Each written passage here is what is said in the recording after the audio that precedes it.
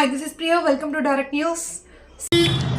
ఈరోజు తెలంగాణ రాష్ట్ర ముఖ్యమంత్రి కేసీఆర్ గారి జన్మదినం సందర్భంగా కోమటికుంట గ్రామంలోని దళిత బంధు లబ్ధిదారులు వాళ్ళు కేసీఆర్ గారి మీద ఉన్న ప్రేమతోటి వీళ్ళు కేక్ కటింగ్ కార్యక్రమాన్ని కోమటికుంట గ్రామంలో ఏర్పాటు చేయడం అనేది చాలా సంతోషం.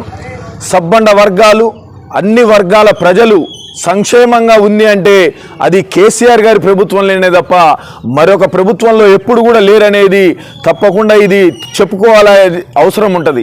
ఎందుకంటే కేసీఆర్ గారు దళితులు చాలా అణగారిన వర్గాల ప్రజలు, పాపం వాళ్ళకి ఆస్తులు కానీ ఎటువంటి ఆదాయాలు లేకుండా వాళ్ళు ఇబ్బంది పడుతుర్రు.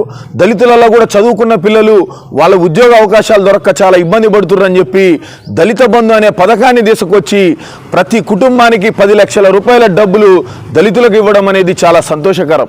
ఎందుకంటే ఆ దళిత బంధు డబ్బుతోటి ఈ కోమటికుంట గ్రామంలో 33 యూనిట్లు మంజూరు చేయడం జరిగింది. అంటే 3,30,00,000 రూపాయలు ఈ కోమటికుంట గ్రామానికి దళిత బంధు డబ్బులు రావడం వల్ల ఈ మహిళలందరూ కూడా వాళ్ళ ఉపాధి రంగాలలో రాణించగలడం అనేది చాలా సంతోషంగా ఉంది. కాబట్టి ఈ మహిళలందరూ ఈ కేసీఆర్ గారి జన్మదినాన్ని మాకు లబ్ధి చేసింది కేసీఆర్ గారు, కాబట్టి మేము ఆయన పుట్టినరోజుని మేమే ఏర్పాటు చేస్తామని చెప్పి ఇంత ఘనంగా కేసీఆర్ గారి జన్మదినాన్ని ఏర్పాటు చేయడం అనేది చాలా సంతోషంగా తెలియజేస్తూ థ్యాంక్ యూ.